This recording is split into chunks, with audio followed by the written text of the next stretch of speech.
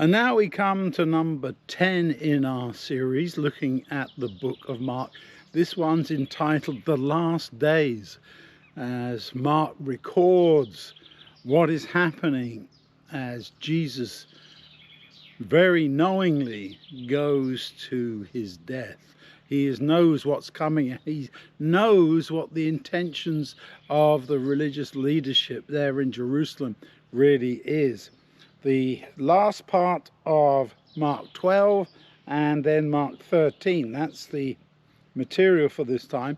The end of Mark 12 is, of course, the story of the widow and her mite, as we call it, the two small coins, lepta, that she gives in contrast to this very, what could you say, outrageous display of donations given by the rich people. But Jesus says she's given more. How could that be? Because she, as he says there in verse 43, I tell you the truth, this poor widow has put in more than all the rest together. All of them gave from their wealth what they had, but she gave from her poverty what she didn't have. She put in all she had to live on. A great commendation for this gift of faithfulness from this poor lady who really had nothing and yet was still willing to support the cause of God.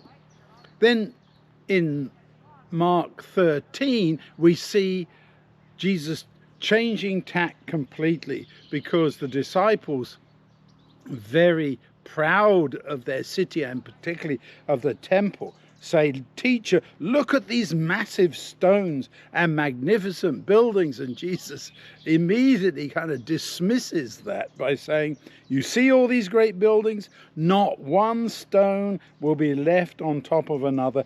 Everything will be torn down." And I think in his mind's eye, he saw that final destruction in AD 70 when the Roman army encircles Jerusalem and then finally breaks through the siege, and they then destroy the temple, burn it down. A tremendous tragedy when this great symbol of Israel's religious hope is completely wiped out.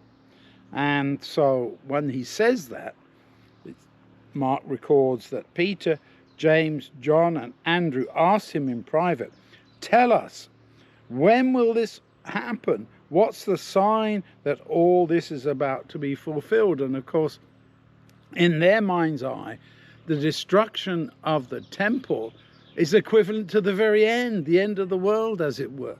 And Jesus starts saying, "Don't be deceived." And he answers that combined question in a combined way, and we have to try and tease out, well, which bit was he meaning for the AD 70 destruction of Jerusalem and what part for the future end, and so on. He talks about what you should be looking for. He says, don't be troubled about the wars. Sometimes we point to the wars and the violence and the conflict in our world as a sign of the times. He says, don't be deceived by that. These things have to happen. There will be earthquakes, famines, and so on. But this isn't the end. This is just what you tend to see as being the end, but it isn't.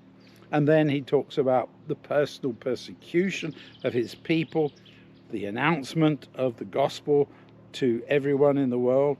And then what really strikes me as being so significant is this betrayal within families of people who are quite ready to sacrifice their brothers and sisters, mothers and fathers, and so on, because they then protected themselves, something like that. He talks about what will it be like. Don't go back inside when you see these things happening. Those who are in Judea should run to their mountains. Obviously, this is talking about AD 70. And he talks about the end coming for them.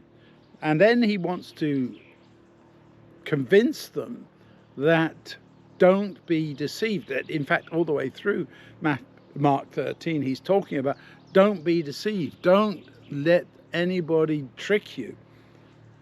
If anyone says, here's the Messiah, or look, there he is, don't believe it. There's going to be false messiahs, false prophets. Watch out. I've told you everything before it happens. Then he talks about the signs in the heavens, the sun becoming dark, the moon won't shine, the stars falling, and so on. And then comes the great climax.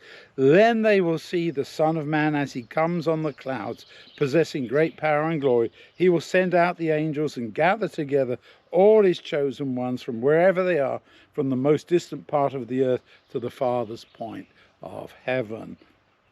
And then he talks about the timing. Verse 32, nobody knows the day or the hour. So the answer is to keep watch, because you don't know when this is happening. You need to stay awake. What I'm telling you, he concludes, I'm telling everyone, watch. And that should be the watch word for all of us.